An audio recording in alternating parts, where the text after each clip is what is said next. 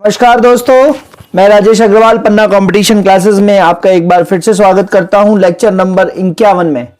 ठीक है, 50 लेक्चर अपने पूरे हो चुके हैं आपके सहयोग से और आपका इंटरेस्ट ही मुझे मोटिवेट कर रहा है। तो लेक्चर नंबर 51 में विपणन प्रबंध का पार्ट नंबर 5 और इसके बाद एक पार्ट और आएगा, पार्ट 6, और विपणन प्रबंधन समाप्त हो जाएगा। तो पार्ट 5 में आज अपन मार्केटिंग मिक्स की बात चल रही थी। पिछले लेक्चर में सेकेंड मार्केटिंग मिक्स अर्थात प्राइस या मूल्य की बात चल रही थी और मूल्य निर्धारण की विधियां चल रही थी, उसी को कंटिन्यू करेंगे। मूल्य निर्धारण की एक विधि अपन पिछले लेक्चर में कर चुके हैं जिसको बोलते हैं लागत के आधार पर मूल्य निर्धारण, कॉस्ट प्लस प्राइसिंग, है ना, और मार्कअप प्राइसिंग। ये दो तरीके की प्राइसिंग अपन पढ़ चुके थे। आज मूल्य निर्धारण की दूसरी विधि पढ़ना है जिसको बोलेंगे अपन मांग के आधार पर मूल्य तय करना या प्राइस बेस्ड ऑन डिमांड। मांग के आधार पर मूल्य तय करना, प्राइस बेस्ड ऑन डिमांड। इसमें क्या है जी, किसी वस्तु का मूल्य उसकी मांग की लोच पर निर्भर करता है। लोच मतलब इलास्टिसिटी पर, लोच मतलब लचीलापन। तो किसी वस्तु का मूल्य जो है उसकी मांग के लचीलेपन पर निर्भर करता है। मांग से तात्पर्य है निश्चित कीमत पर मांगी गई मात्रा। ठीक है, और इसमें निश्चित समय का भी महत्व होता है। निश्चित कीमत पर निश्चित समय में मांगी गई मात्रा क्या कहलाती है? निश्चित कीमत पर निश्चित समय में मांगी गई मात्रा कहलाती है मांग या डिमांड। ठीक है, तो जिस हिसाब से मांग होगी उस हिसाब से वस्तु का मूल्य कम या ज्यादा होता है। एग्जाम्पल देखते हैं, जैसे सर्दी में महंगा कोट भी खरीद लेंगे, गर्म कोट जो होता है, तो सर्दी में महंगा भी मिलेगा तो खरीद लेंगे। गर्मी में वही सस्ता भी हो जाए कोट तो नहीं खरीदेंगे। ठीक है, तो निश्चित समय का भी महत्व है और कीमत का भी महत्व है। ठीक है, अब कुछ नोट है। पहला नोट है प्रतिस्थापन वस्तुएं या सब्स्टिट्यूट गुड्स। इसका कंसेप्ट समझना जरूरी है। सब्स्टिट्यूट गुड्स क्या होते हैं? जैसे चाय या कॉफी एक दूसरे के सब्स्टिट्यूट हैं, यानी एक वस्तु की कीमत में कमी या वृद्धि दूसरी वस्तु की मांग में कमी या वृद्धि कर देती है है ना। यदि चाय की कीमत में वृद्धि होगी तो लोग कॉफी हो सकता है प्रेफर करने लगे, या कॉफी की कीमत में वृद्धि होगी तो चाय की मांग बढ़ जाए, कॉफी की मांग कम हो जाए। तो ये क्या कहलाती है? Substitute goods. सब्स्टिट्यूट गुड्स में आदमी पहले जो होता है वो ब्रांड पे शिफ्ट करता है, ये ध्यान रखिएगा, और फिर प्रोडक्ट पे शिफ्ट करता है। अच्छे से समझिएगा। फॉर एग्जाम्पल, मान लीजिए सुबह सुबह आपके घर पे कोई मेहमान आ गया, ठीक है, और चाय की पत्ती नहीं है, तो आपने बच्चे को भेजा शॉप पे कि सब चाय की पत्ती ले आओ। तो गया बच्चा, आपके यहाँ हमेशा ताजमहल चाय आती है, तो उससे दुकानदार से बोला कि ताजमहल चाय दे दो। तो दुकानदार बोला ताजमहल नहीं है। तो आपने कहा ब्रुक ब्रॉन्ड रेड लेवल टी दे दो, वो भी नहीं है। तो उसने आपने कहा बाग बकरी दे दो, तो वो भी नहीं है। तो जब तीनों प्रकार की चाय नहीं मिले, चाय के 3 ब्रांड नहीं मिले, तो फिर आपने कहा अच्छा ठीक है चाय नहीं है अंकल तो कॉफी दे दीजिए।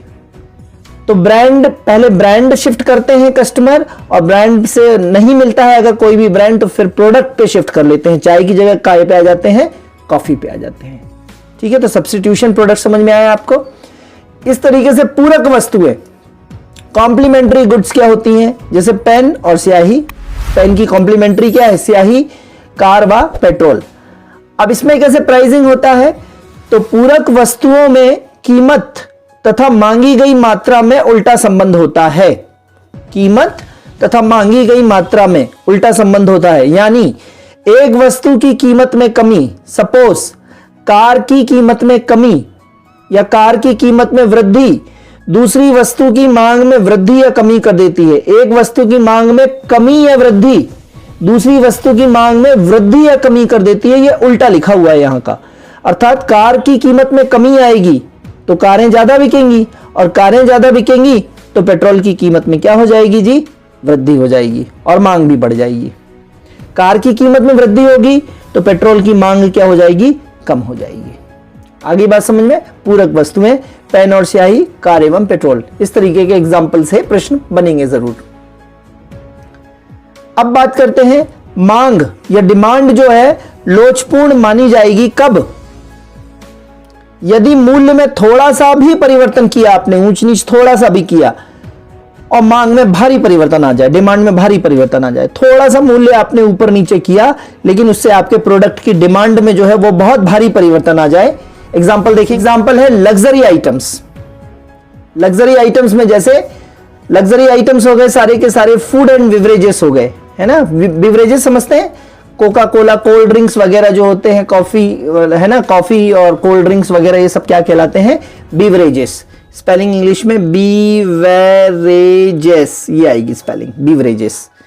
ठीक है, तो लग्जरी आइटम, फूड तथा बिवरेजेस में ऐसा ही होता है कि आप कीमत में थोड़ी बहुत ऊपर नीचे लाते हैं और इससे क्या होता है, मांग में बहुत ज्यादा डिफरेंस आ जाता है। ये उसका ग्राफ है। एक एक्स एक्सिस पे मैंने लिया है संख्या और वाई एक्सिस पे लिया है मैंने मूल्य। तो संख्या जैसे जैसे बढ़ती जाएगी, है ना, वैसे वैसे मूल्य कम होता जाएगा। अर्थात उत्पाद का मूल्य जैसे कम करेंगे वैसे उसकी संख्या बढ़ेगी, है ना, या जैसे जैसे मूल्य बढ़ाते जाएंगे वैसे वैसे संख्या कम होती चली जाएगी। ये है ना, जब संख्या ये थी तो मूल्य ये था, जब संख्या मैक्सिमम हो गई तो मूल्य सबसे कम हो गया, ये वाला। Getting my point? तो संख्या यहां मैक्सिमम है ना, लेकिन मूल्य जो है वो सबसे कम है। तो सबसे कम मूल्य पे सबसे ज्यादा चीज बिकेगी। तो ये मांग कैसी हो गई जी? इलास्टिक या लोचदार मांग हो गई। जरा सी कीमत आपने कम ज्यादा करी और उसकी मांग में भयंकर परिवर्तन आ गया। दूसरी कंडीशन होगी मांग बेलोच हो, तो मांग जो है वो इनइलास्टिक मानी जाएगी, बेलोच मानी जाएगी, मतलब कोई परिवर्तन नहीं माना जाएगा।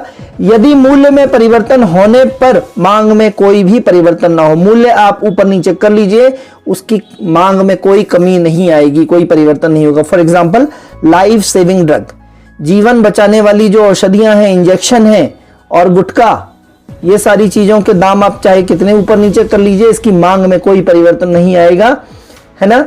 आपको मालूम है कोरोना में गुटखा, फॉर एग्जांपल राष्ट्रीय गुटखा या किसान गुटखा जो है हमारे देश में बहुत चलता है, बहुत प्रेमी हैं गुटखा के लोग यहाँ पे। तो राष्ट्रीय गुटखा जो 10 रुपए का पैकेट बिकता था वो 90-90, 100-100 रुपए में बिक गया है। तो मतलब मांग जो है, कीमत 10 गुनी हो गई, लेकिन मांग में कोई परिवर्तन, ब्लैक में बिके हैं गुटके। ठीक है, लाइफ सेविंग ड्रग कितने की भी आए आप खरीद के ही लाएंगे, कितनी भी महंगी हो जाए, क्योंकि जान बचानी है। तो ये सारी चीजें। तो इसका चित्र क्या है कि संख्या एक्स एक्सिस पे, मूल्य वाई एक्सिस पे ये दिया हुआ है। अब संख्या को कितना भी मैं बढ़ाता ले जाऊं, या इसको इस तरीके से समझें कि मूल्य कितना भी बढ़ता चला जाए, ऊपर की तरफ मूल्य बढ़ रहा है, मूल्य कितना भी बढ़ता जाए, लेकिन उसके बिकने की संख्या जो है वो वही रहेगी, उसकी डिमांड में कमी नहीं आएगी। यदि मांग जो है बेलोच है तो वस्तु का ऊंचा मूल्य रखा जा सकता है। ठीक है, यदि मांग जो है बेलोच है तो वस्तु का मूल्य क्या है, ऊंचा रखा है ना, क्योंकि ऊंचे इतने अगर मूल्य कम भी रखा था आपने तो भी इतनी संख्या थी, मूल्य और ज्यादा रखा तो भी इतनी संख्या है, मूल्य और ज्यादा रखा, ये मूल्य है तो भी संख्या इतनी है, ये मूल्य है तो भी संख्या इतनी है, ये मूल्य है तो भी संख्या सेम है, ये संख्या है, संख्या तो ये सेम ही है सब जगह, है ना। तो मूल्य बढ़ाने या घटाने पे मांग में कोई कमी नहीं आती, एक ऐसी मांग कहलाती है बेलोच। ठीक है, फिगर दोनों की याद रखिएगा।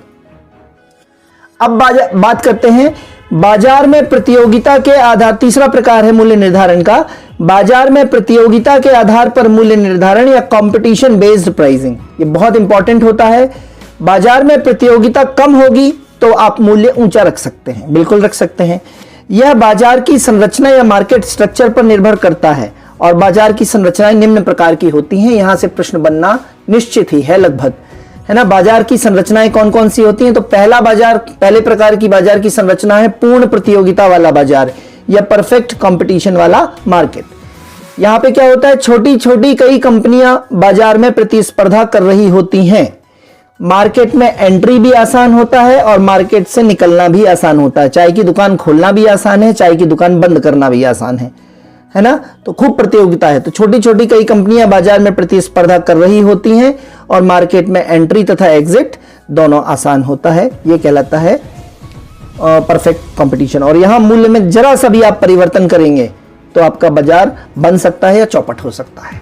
ठीक है, दूसरे प्रकार के बाजार की संरचना है एकाधिकार प्रतियोगिता या इसी को बोलेंगे monopolistic competition. This is not monopoly, this is monopolistic competition. एकाधिकार प्रतियोगिता मतलब बाजार में एकाधिकार भी है और प्रतियोगिता भी है। बाजार में अपूर्ण प्रतियोगिता होती है ऐसे बाजार में। ठीक है, अपूर्ण प्रतियोगिता मतलब ना तो पूरी तरह मोनोपोली चल रही है, किसी एक आदमी किसी एक कंपनी की पूरी तरीके से मोनोपोली या शासन नहीं चल रहा है, और ना ही पूरी तरह प्रतियोगिता भी है, तो उसको क्या बोलेंगे, एकाधिकार प्रतियोगिता। इसकी विशेषता क्या होती है इस बाजार की कि बहुत सारे सेलर्स होते हैं और बहुत सारे बायर्स होते हैं। यहाँ पे बहुत सारे बेचने वाले भी हैं, बहुत सारे खरीदने वाले भी हैं। तो ना किसी की पूरी मोनोपोली है और ना बिल्कुल बहुत ज्यादा प्रतियोगिता भी है। ठीक है, एग्जाम्पल इसके क्या है, साबुन और तेल। ठीक है, तो यहाँ पे भी आप मार्केट में प्राइस में थोड़ा बहुत ऊपर नीचे करते हैं तो आपकी डिमांड में बहुत तेजी से परिवर्तन आ जाता है। यहाँ पे भी संभल के प्राइस रखना पड़ता है। दोस्तों, क्या आप भी लगातार तैयारी के कारण नहीं बना पा रहे हैं अपने मैनेजमेंट सब्जेक्ट के प्रॉपर नोट्स, तो ज्वाइन कीजिए हमारे पटवारी मैनेजमेंट सब्जेक्ट के कंप्लीट कोर्स को, जिसमें आपको मिलेगा recorded classes, all lecture PDF notes, test री। यह केवल इसकी फीस केवल 99 रुपए है। तो अभी व्हाट्सअप कीजिए इस कोर्स को ज्वाइन करने के लिए 90 39 53 44 79 पर। दोस्तों, यदि आप इन लेक्चर्स के पीडीएफ चाहते हैं तो इसी लिंक में नीचे की तरफ व्हाट्सअप नंबर दिया है, जिस पे आप व्हाट्सअप करेंगे, कॉल नहीं लगाएंगे। व्हाट्सअप करने पे आप कुछ चार्जेस, नॉमिनल चार्जेस देके पीडीएफ को एक्सेस कर सकते हैं। साथ ही लाइक, सब्सक्राइब, शेयर करते जाइए। बहुत बढ़िया मजा आ रहा है आपको पढ़ाने में, आप भी आशा है अच्छे से पढ़ रहे होंगे। तीसरे प्रकार के मार्केट की संरचना है अल्पाधिकार, या इसी को बोलेंगे ओलिगोपॉली। ध्यान देंगे, पेपर में इंग्लिश में भी ओलिगोपॉली ऐसा लिखा आएगा और हिंदी में ओलिगोपॉली लिखा आएगा, अल्पाधिकार मिलेगा ही नहीं। तो अंग्रेजी वर्ड जरूर पढ़ते जाइएगा। तो ओलिगोपॉली क्या है, बाजार में कुछ संख्या में बड़ी कंपनियां होती हैं जो सामान्य उत्पाद बेचती हैं, कुछ संख्या में। ओलिगो मतलब कुछ, फ्यू। ओलिगो का मतलब क्या होता है, फ्यू मतलब कुछ। ठीक है, तो कुछ संख्या में बड़ी कंपनियां होती हैं जो सामान्य उत्पाद बेचती हैं। ठीक है, एग्जाम्पल 4G कनेक्शन की कंपनियां कौन कौन सी हैं साहब, वोडाफोन है, टाटा है, जियो है ना।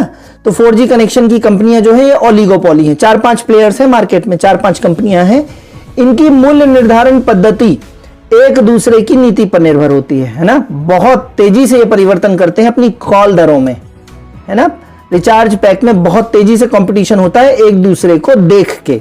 तो ओलिगोपॉली में ये बहुत क्लासिकल एग्जाम्पल है। ये जियो की मार्केट प्राइस और एयरटेल की मार्केट प्राइस और वोडाफोन की मार्केट प्राइस, रिचार्ज का मूल्य, कॉल दर जो होती है, ये सब। चौथे प्रकार की मार्केट की संरचना है एकाधिकार या मोनोपोली। पिछले पेज में अपन ने पढ़ा था मोनोपोलिस्टिक कंपटीशन, वो अलग बाजार संरचना है। और एकाधिकार, मोनोपोली मतलब एक ही आदमी, एक ही इंडस्ट्री का चलना। एक अकेली कंपनी पूरी इंडस्ट्री का प्रतिनिधित्व करती है, पूरी इंडस्ट्री। इसका कोई प्रतियोगी नहीं होता, मन चाहे तरीके से रेट लगाती है। फॉर एग्जांपल रक्षा और रेलवे, इन दोनों पे किसका अधिकार है, सरकार का। तो एकाधिकार है सरकार का रक्षा के क्षेत्र में और रेलवे के क्षेत्र में। ठीक है, रेलवे की टिकट कितनी भी कर दे सरकार, हालांकि सरकार मानवीय मूल्यों के हिसाब से ज्यादा नहीं करेगी, लेकिन कितना भी चाहे तो कर सकती है क्योंकि एकाधिकार है। ठीक है, चलिए अब थोड़ा सा इसमें एक टॉपिक ऐसा टच कर रहा हूं जो आपके लिए बहुत इंपॉर्टेंट हो सकता है। एक वैज्ञानिक हुए पोर्टर। पोर्टर के 5 फैक्टर ऑफ कंपटीशन, इंग्लिश में बोलते हैं porters 5 factor of competition. Porter, Michael E porter, इनका पूरा नाम है माइकल ई पोर्टर। इन वैज्ञानिक ने प्रतियोगिता के 5 कारक दिए हैं, 5 फैक्टर ऑफ कंपटीशन, प्रतियोगिता के 5 कारक। इसको मैंने एक कोडिंग के रूप में, एक ट्रिक के रूप में पिरो दिया है। पोर्टर लिखा है ना, पोर्टर की स्पेलिंग क्या है, PORTER। तो मैं आज की बात पोर्टर के 5 फैक्टर मिला के बोलूंगा, पोर T2B2R। आप भी बोल के देखिए, पोर T2B2R। पोर्टर को क्या बोल रहा हूं मैं, पोर T2B2R। T2 में 2 फैक्टर हैं, B2 में 2 फैक्टर हैं और R में 1 फैक्टर है। इस तरीके से पोर्टर के 5 फैक्टर हैं। काय के फैक्टर हैं जी, ये कंपटीशन या प्रतियोगिता के कारक हैं। देख लेते हैं जल्दी से। पहला T2 है, तो पहले T का मतलब है threats of new entrants. Threats of new entrants का मतलब है कि बाजार में नए प्रतियोगियों का बाजार में आने का थ्रेट या भय।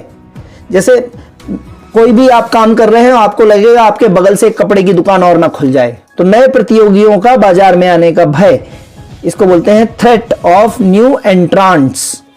फिर दूसरा टी क्या है, थ्रेट ऑफ सब्स्टिट्यूट प्रोडक्ट। पीछे मैंने चाय कॉफी में आपको समझाया है सब्स्टिट्यूट प्रोडक्ट क्या होता है ना। यदि चाय कॉफी की जगह जलजीरा के पाउच आने लगे मार्केट में तो चाय कॉफी वालों को थ्रेट हो जाएगा। ठीक है ना। तो थ्रेट ऑफ सब्स्टिट्यूट प्रोडक्ट या प्रतिस्थापन या प्रतिस्थापनीय उत्पादों का भय होना या थ्रेट होना। थ्रेट मतलब भय होना।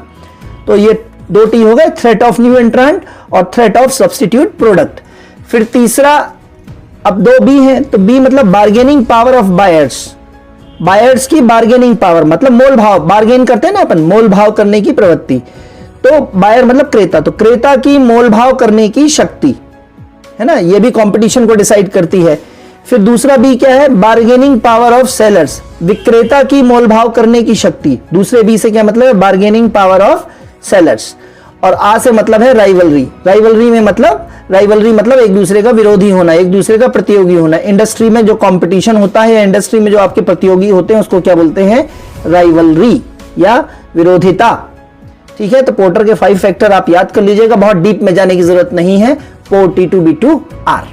ठीक है, अब लास्ट इसमें जो है मूल्य निर्धारण में, वो अन्य विधियों में गोइंग रेट प्राइसिंग है। गोइंग रेट प्राइसिंग का मतलब है जैसा रेट चल रहा है वैसा ही। अब यहां पे 2 मैं आपको बता देता हूं अन्य विधियों में। पहला है ट्रांसफर प्राइसिंग। ट्रांसफर प्राइसिंग क्या है जी, कंपनी का एक विभाग दूसरे विभाग को जिस मूल्य पर वस्तु प्रदान करता है। फॉर एग्जाम्पल, जैसे कंपनी का मान लीजिए कंप्यूटर विभाग है और कंपनी के कंप्यूटर विभाग से प्रोडक्शन विभाग वाले ने एक जो है मान लीजिए कि नया कीबोर्ड मांगा, तो इस कंप्यूटर वाले विभाग ने उस प्रोडक्शन विभाग को जो कीबोर्ड जिस पैसे पे दिया उसको बोलेंगे ट्रांसफर प्राइसिंग। एक ही कंपनी का एक विभाग दूसरे विभाग को जिस मूल्य पर वस्तु प्रदान करता है उसको क्या बोलते हैं, ट्रांसफर प्राइसिंग। और दूसरे प्रकार की प्राइसिंग क्या है, वैल्यू प्राइसिंग।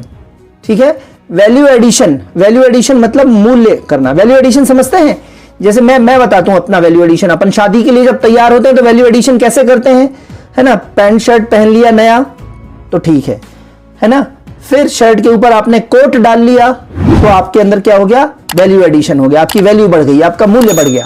कोट के ऊपर आपने टाई लगा ली और वैल्यू बढ़ गई, टाई के ऊपर टाई पिन लगा लिया और वैल्यू बढ़ गई, और उसके ऊपर एक बढ़िया सा कोट की जेब में एक अच्छा सा लाल रुमाल डाल लिया फोल्ड करके तो और वैल्यू बढ़ गई, और फिर ऊपर से परफ्यूम डाल लिया तो और वैल्यू बढ़ गई। तो आपने अपना कितना वैल्यू एडिशन कर लिया। तो जब उत्पाद में वैल्यू एडिशन करते हैं अर्थात उत्पाद के मूल्य का उन्नयन करते हैं तो उसका मूल्य ऑटोमेटिक बढ़ जाता है ना। सादा टी शर्ट बेचेंगे तो 200 रुपए की बिक जाएगी, और टी शर्ट के आगे छपा हो my dad is my ATM तो हो सकता है वो 300 रुपए की टी शर्ट बिके। इसी तरीके से गेहूं बेचने जाएंगे तो 20 रुपए किलो बिकेगा। गेहूं को वैल्यू एडिशन कर देंगे, गेहूं में थोड़ी वैल्यू डाल देंगे, उसको पीस देंगे तो आटा बन जाएगा तो वो 30 रुपए किलो बिकेगा। उसी आटे से यदि बिस्किट बना लेंगे तो 1 किलो आटे में 20 पैकेट बिस्किट बन जाएंगे 100 रुपए के, तो और वैल्यू एडिशन हो गया। बिस्किट में और वैल्यू एडिशन करना है तो बिस्किट के ऊपर अंदर क्रीम लगा दो, और वैल्यू एडिशन करना है तो ऊपर लाल लाल टॉपलिंग्स लगा दो बिस्किट पे। तो किस तरीके से वैल्यू एडिशन होता है ये आप समझ गए। तो ये वैल्यू आप एडिट करते जाइए, वैल्यू ऐड करते जाइए और अपनी वस्तु का प्राइस बढ़ाते जाइए। तो ट्रांसफर प्राइसिंग और वैल्यू प्राइसिंग आपको समझ में आई होगी। कल नेक्स्ट लेक्चर के साथ मिलेंगे, तब तक के लिए धन्यवाद, थैंक यू, गुड बाय।